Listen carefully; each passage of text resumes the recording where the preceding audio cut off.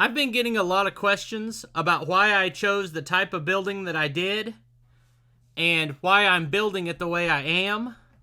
And in this video, I want to give you a full explanation, answer all those questions, and explain what this method is costing compared to what a more traditional way of doing things would cost me. But first, let's get an update on the progress we made today.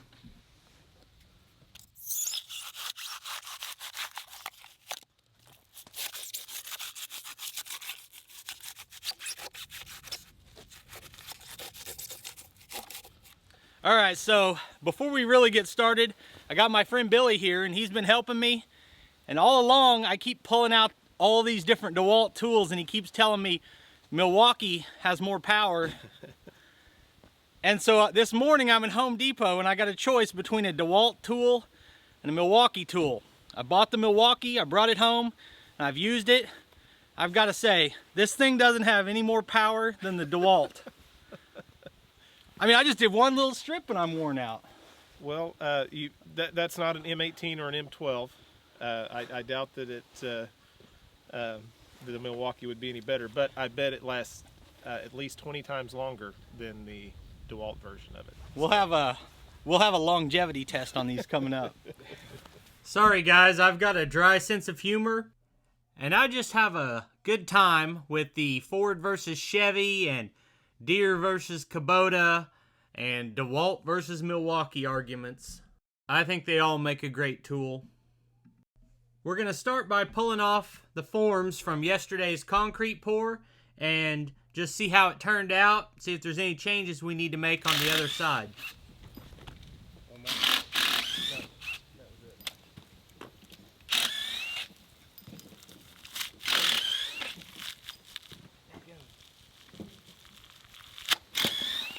Okay, we're doing this almost exactly the way we did it yesterday. We did try to mark on this back lip the level point to try to make it a little bit easier.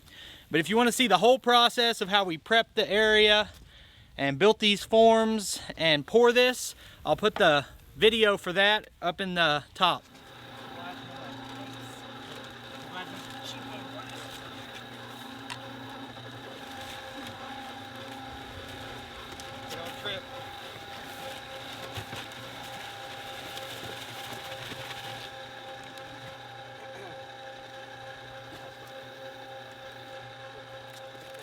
I had the luxury of having 3 helpers for the concrete pour. That was 2 people to spread the mix and try to get it level and smooth, 1 person to carry the loads over, and I worked the mixer. I used about 35 bags of this mortar mix to do both sides. And in the other video, which, like I said, I'll link to it at the end, but I gave a more thorough explanation of why I chose this more expensive mortar. Since I've been working on this Quonset hut build, I've been getting a lot of questions about how we got to this point, why I'm getting this type of building as opposed to any other type, why I'm building it on concrete blocks instead of a traditional footing and a pad. And I want to take just a couple minutes before we go back to pouring concrete and just answer some of those questions. So, at the beginning of the year, I said, man, I've got a lot going on. I've got a lot of equipment, and we've got our manufacturing up here. I could really use another building. I started thinking, obviously, we've got the 2 pole barns. Thought, I need another pole barn. But for the size I was looking at $30,000 to $40,000 absolute minimum. And then when you add in all the additional cost, that there's no flat ground here to build on, we'd have to cut out the hillside, we'd have to put down concrete, all the additional expenses. You're gonna probably run electricity if you have a pole barn, although that's not mandatory. I couldn't have one. If it cost me $60,000, I can't have one this year. It's not in the budget. So I go to the Tulsa Farm Show. They've got these Quonset huts. I come up and the guy says a building like, we originally said 30 by 40, be like $10,000 for the whole thing. I could put it up myself. You know, I said, man, that sounds phenomenal. And he said there's a wait, so if you put your name down right now with a small deposit, we can get you on the waiting list to get you a building at that lower price. You don't have to pay for it till it comes in. I signed up on the spot. Sometimes I'm a little impulsive, but I don't regret the decision. So we're just sitting there and doing some paperwork, and I'm looking around and actually thinking, like, what other questions should I be asking? And I said, how tall are these? He said, for the 30-foot wide like you're looking at, it'd be 14 foot tall. He said, what are you going to put in there? I said, I don't know. I've got surplus materials and tractor attachments and some things like that that I know will be going in there, but future plans can change, and I'm hoping to get larger equipment. I want a skid steer.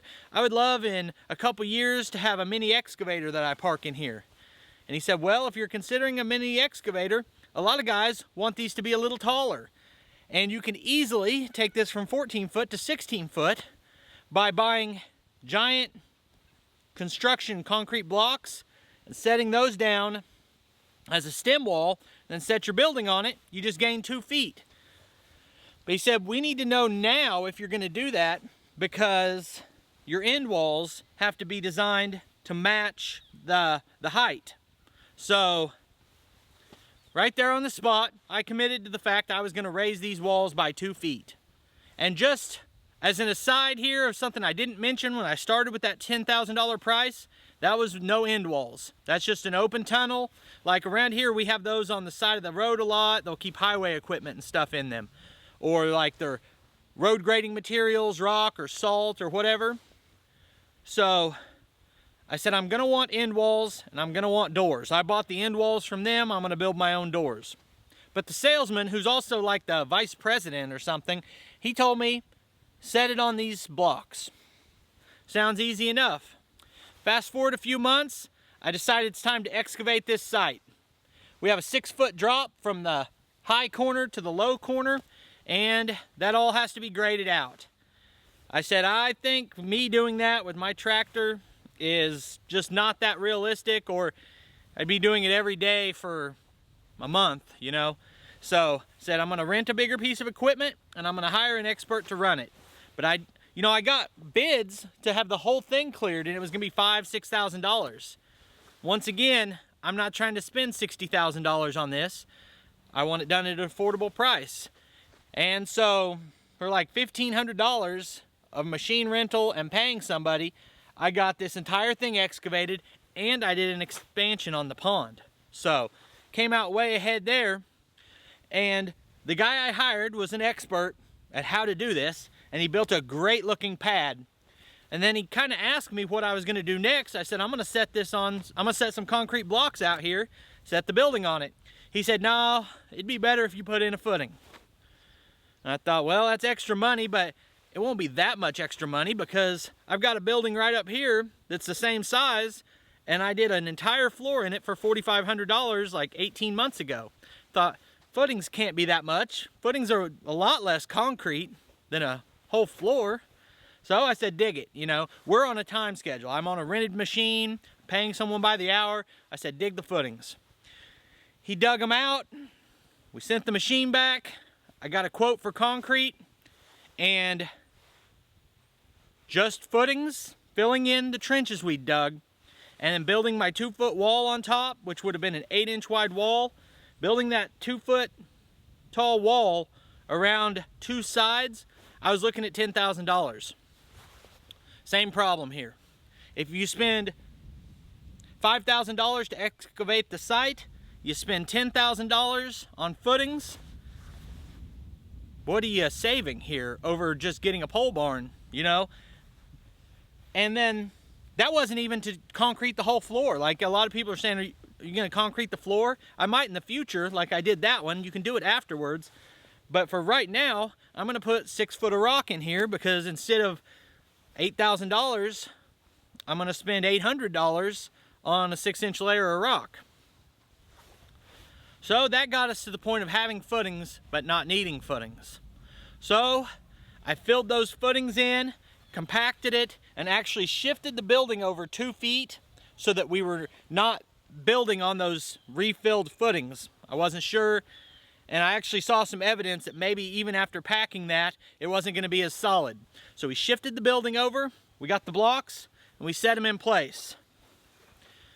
The blocks were $600 for all of this block, which is a lot better than $10,000. But we got them set in. We had graded ground as well as I could grade it.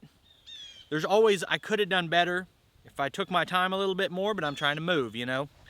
And we graded it out. We set these blocks in, and I found there were some minor imperfections, maybe an inch here from the highest point to the lowest point. There were imperfections in my grading, and there were bigger imperfections in the block.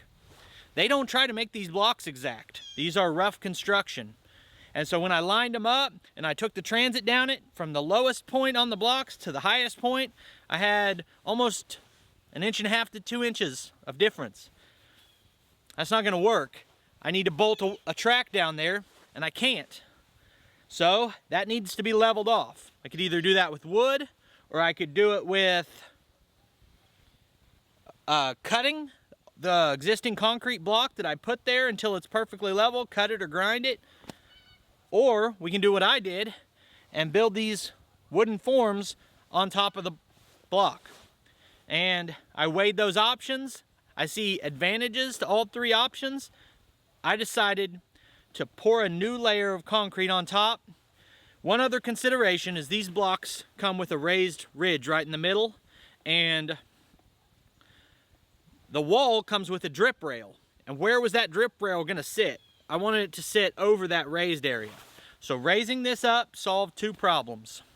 That gets us to today. I now have a 30 by 60 Quonset hut, and all of this site prep, including paying people to help, I'm doing quick math in my head here. I spent about $3,500 to cut this huge grade out of here, install a French drain behind it, get all the blocks set in, pay people to help, be ready for the building. And I feel like that was about as cost effective as I could have possibly done it, but still have something that's solid. And some people have raised concerns that this won't be solid enough. It would have probably been better to have an 8-inch tall poured concrete wall that was anchored into a footing. But this is still pretty substantial. You're talking about 3,800 pound blocks, and you've got 10 of them.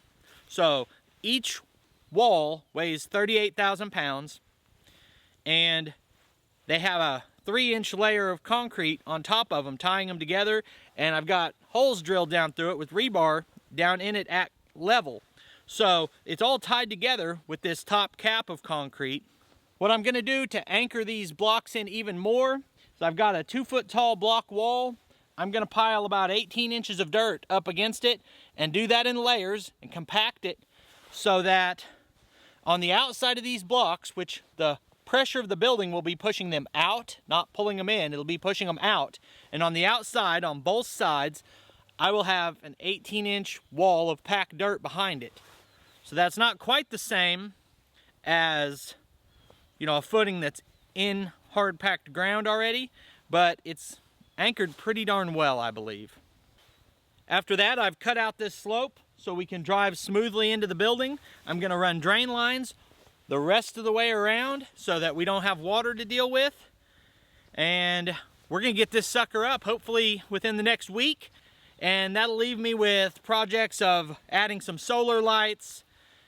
Am I gonna do any kind of an insulation? And building my own doors. I know that was a little bit long-winded, but I'm getting a lot of questions about this, and people who are wondering why I did it this way can reference this video. Here you'll see Billy troweling off the very last of the concrete, and these footings are done. Kind of a good feeling. So I've already talked about the price for excavating and the block and the concrete. I spent about $17,000 on the building, and once I see if there's any additional cost, I'll do a follow-up with all of the cost for the building. But right now, I'm a little under $20,000. If I had hired all this out to be done to spec, I would have already spent $20,000 without the building. I'm at $20,000 with the cost of the building. In addition to the cost savings, the other benefit to a Quonset hut is wind rating. These have about twice the wind rating of a traditional building, and we're in Tornado Alley, so that doesn't hurt my feelings any. I appreciate you taking time to watch this video. I'll put more of our videos on the screen right here, and I'll see you next time.